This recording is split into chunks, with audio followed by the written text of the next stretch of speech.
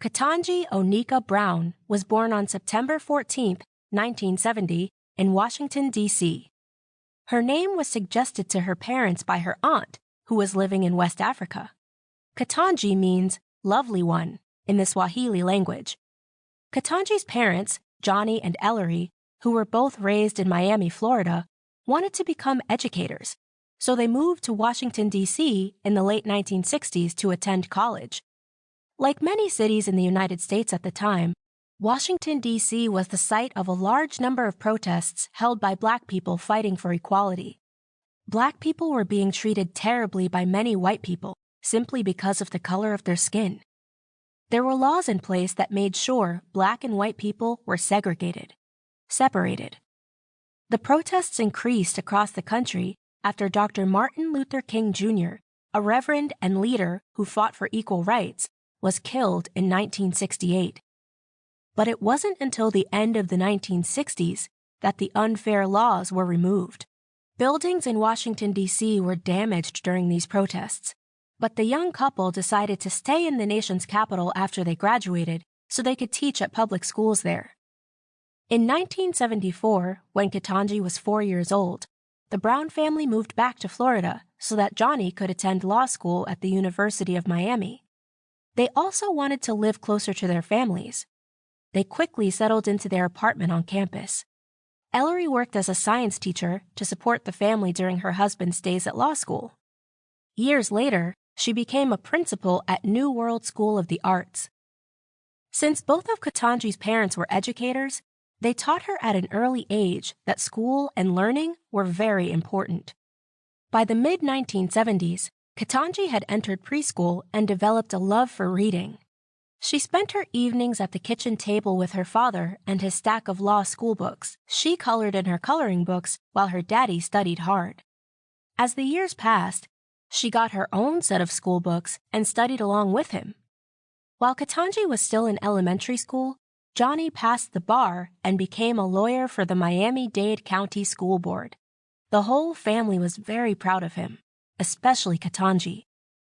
When Ketanji was 10 years old, her baby brother, Ketaj, was born. Although there was a big age difference, she enjoyed being his big sister and spending time with him and their parents. The Browns needed more space, so they moved out of their apartment and into a house in the suburbs of Miami.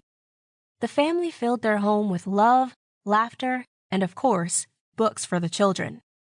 Even though Ketanji and her family lived in a majority white neighborhood, their neighbors were nice, and Ketanji became friends with many of the kids. Ketaj and Ketanji both did very well in school. In junior high school, Ketanji joined the debate team, and soon, her teachers realized that she was a great public speaker.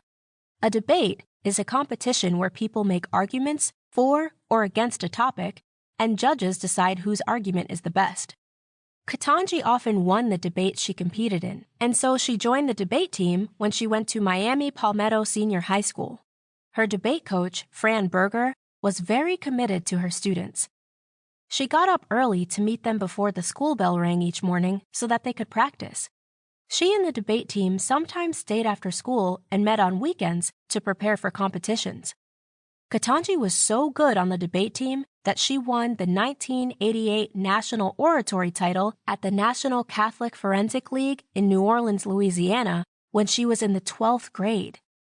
When Ketanji flew with her debate team to a competition at Harvard University in Cambridge, Massachusetts, she fell in love with the campus after just one visit. She later told her parents she wanted to attend Harvard after graduation. She also knew what she wanted to study at Harvard. She wanted to be a lawyer just like her father. Making good grades and winning debates were not the only interests Ketanji had. She loved acting and participated in school plays, but it was not always easy for Ketanji to get speaking roles at a school that was 73% white. In her senior year, Ketanji was very upset when her drama teacher told her she could not be considered for a part in a school play about a white family because she was Black. And her school counselor even tried to discourage Ketanji from following her dream of attending Harvard. "Don't set your sights so high," the counselor told her. But Ketanji's parents told her she could do anything